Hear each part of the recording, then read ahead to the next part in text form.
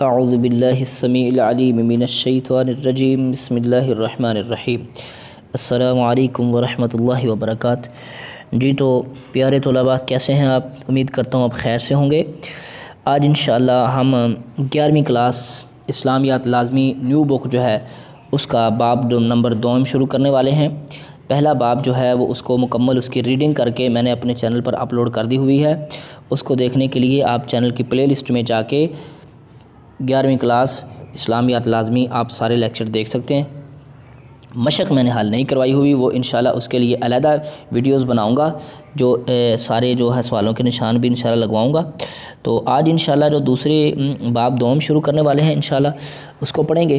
تو اس میں ہے سب سے پہلے اسلامی تشخص، ٹھیک ہے، ارکان اسلام۔ پہلی بات تھی بنیادی عقائد، ٹھیک ہے۔ بنیادی عقائد میں کیا چیزیں تھیں وہ آپ نے پڑھی، یعنی توحید، رسالت، آخرت پر ایمان، کتابوں پر ایمان، ملائکہ پر ایمان، یہ ساری چیزیں، ٹھیک ہے۔ اب اس کے بعد جو آئے گا وہ ہے ارکان اسلام، یعنی اسلام کے اندر داخل ہونے کے لیے کون کون سے ارکان کو مد نظر رکھا جائے گا، کون کون سے رکن ہیں جن پر پورا عمل کر کے بندہ مسلمان ہو سکتا ہے، ٹھیک ہے۔ تو بسم اللہ پڑھ کے شروع کرتے ہیں جی۔ ارکان اسلام سے مراد دین کے وہ بنیادی اصول و اعمال ہیں جن پر اسلام کی پوری عمارت قائم ہے۔ نبی اکرم صلی اللہ علیہ وسلم کا ارشاد گرامی ہے، بنی الاسلام علی خمس، بنیاد رکھی گئی ہے اسلام کی 5 چیزوں پر: شہادتی اللہ الہ الا اللہ وان محمدً عبدہ ورسولہ، اس چیز کی گواہی دینا کہ کوئی نہیں ہے اللہ کے علاوہ الہ اور محمد اللہ کے رسول اور بندے ہیں، و اقام الصلاۃ، نماز قائم کرنا، و ایتاء الزکوٰۃ، زکوٰۃ ادا کرنا، والحج و صوم رمضان، حج اور رمضان کے روزے، ٹھیک ہے۔ اسی صحیح بخاری اور مسلم کی حدیث ہے، ٹھیک ہے۔ یہ نیچے ترجمہ ہے، میں نے لفظ بلفظ کروا دیا، آپ نیچے پڑھ سکتے ہیں۔ کلمہ شہادت، سب سے پہلے ارکان دین میں سب سے اہم کلمہ شہادت ہے، جس کے الفاظ ہیں اشہد اللہ الہ الا اللہ وحدہ لا شریک لہ و اشہد ان محمدً عبدہ ورسولہ، ٹھیک ہے جی۔ اب یہ نیچے ترجمہ اس کا ہے، میں گواہی دیتا ہوں اللہ الہ الا اللہ، کوئی نہیں ہے کوئی الہ مگر اللہ، وحدہ لا شریک لہ، وہ واحد ہے، اس کا کوئی شریک نہیں ہے، اور میں گواہی دیتا ہوں کہ محمد اللہ کے بندے اور اس کے رسول ہیں۔ اور میں اس بات کی بھی گواہی، ٹھیک ہے جی۔ یہ نیچے توحید کے باب میں تفصیل سے بیان ہو چکا ہے کہ عقیدہ آخرت کے انسانی زندگی پر کیا اثرات مرتب ہوتے ہیں، یہاں چند اجمالی اشارات پر اتفاق کیا جاتا ہے، ٹھیک ہے جی۔ آگے چلتے ہیں۔ کفر و شرک سے نجات، کفر و شرک سے نجات۔ کلمہ شہادت کا پہلا حصہ یعنی اشہد اللہ الہ الا اللہ وحدہ لا شریک لہ، عقیدہ توحید کا ہی اعلان و اعتراف ہے۔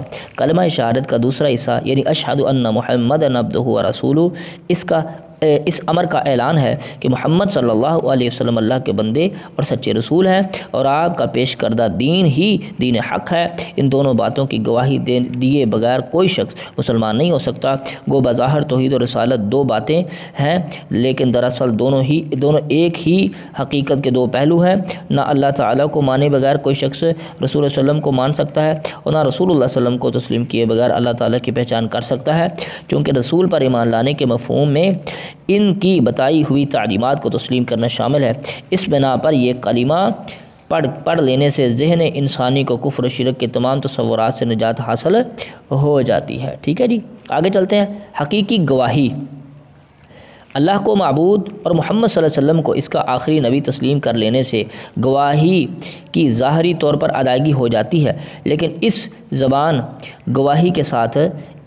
گواہی کے ساتھ ضروری ہے کہ کلمہ پڑھنے والے کا دل اس گواہی کی تصدیق کرے، اور دل کی تصدیق کی عملی صورت اللہ تعالیٰ اور اس کے رسول کی اطاعت ہے۔ ایسی اطاعت کے دل کی تمام خواہشات شریعت اسلامی کے تابع ہو جائیں، جیسا کہ نبی کریم صلی اللہ علیہ وسلم نے ارشاد فرمایا، لا یؤمن احدکم، کوئی بھی تم میں سے اتنی دیر تک مومن نہیں ہو سکتا، حتی یکون ہواہ، حتیٰ کہ ہو جائیں اس کی خواہشات، تبعا لما جئت بہ، اس کے تابع جو میں لے کے آیا ہوں، یعنی جو میں دین شریعت لے کے آیا ہوں، جب تک اس کے تابع نہیں ہو جاتی اس کی تمام خواہشات، اتنی دیر تک وہ مومن نہیں ہو سکتا، ٹھیک ہے جی۔ آگے چلتے ہیں۔ انسانی عظمت کا ضامن عقیدہ، ٹھیک ہے۔ اسلامی تاریخ کا مطالعہ بتاتا ہے کہ جب مسلمانوں نے اپنے قول و عمل سے رسول توحید و رسالت کی گواہی دی اور اپنے تمام انفرادی اور اجتماعی معاملات میں شریعت اسلامی کا ماحقہ پیروی کا اہتمام کیا تو وہ انسانی عظمت کی بلندیوں پر جا پہنچے، لیکن جب یہ گواہی دلی تصدیق اور عملی اطاعت سے محروم رہ گئی تو ہماری عزت اور عظمت خاک میں مل گئی۔ ٹھیک ہے جی، آگے چلتے ہیں جی۔ نماز اسلام ایک مکمل اور جامع نظام حیات ہے۔ ٹھیک ہے، وہ اپنے پیروکاروں کو چند اعتقاد ہی دینے پر اکتفا نہیں کرتا، بلکہ ان کو پوری زندگی کو ان اعتقادات کے سانچے میں ڈالنے کے لیے عبادت کا ایک نظام مقرر کرتا ہے جو نماز، زکوٰۃ، روزہ، حج پر مشتمل ہے۔ اس کے پہلے اور سب سے اہم جز نماز کے بارے میں اللہ تعالیٰ کے ارشادات میں ایک ارشاد یہ بھی ہے، اقیموا الصلاۃ ولا تکونوا من المشرکین، نماز قائم کرو اور مشرکوں میں سے نہ ہو جاؤ۔ نبی کریم صلی اللہ علیہ وسلم کی بہت سی حدیث ہیں نماز کی تاکید پر مشتمل، جن میں یہ ہے رأس الامر الاسلام وعمودہ الصلاۃ۔ ٹھیک ہے جی، دین کی اصل بنیاد اللہ اور اس کے رسول کے سامنے سارے تسلیم خم کر لینا، اور عمارت کا ستون نماز ہے۔ ٹھیک ہے جی، تو نماز ہم نے پڑھی، اس کے بعد اب چلتے ہیں نماز کی تعقید کی طرف۔ میرا خیال ہے کہ ویڈیو زیادہ لمبی ہو رہی ہے، یہاں پر ہی بس کرتے ہیں۔ انشاءاللہ نماز کی تعقید اور نماز کے فوائد جو اگلے سبق میں پڑھیں گے، تب تک کے لیے آپ اس کی اچھی طرح سے ریڈنگ کریں۔ اچھا، مشقیں حل کروانے کے لیے آپ کو چینل پر 20 ویڈیوز مل جائیں گی، ٹھیک ہے، لیکن سبق کی ریڈنگ والی نہیں ملے گی، ٹھیک ہے۔ میں ریڈنگ کراتا ہوں تاکہ سارے بچے جو ریڈنگ سے بیزاری اختیار کرتے ہیں وہ ویڈیو کو دیکھ کر سبق کی ریڈنگ کر لیں اور اپنے دماغ میں سارے سبق کو اتار لیں تاکہ علم حاصل ہو، نہ کہ صرف ڈگری۔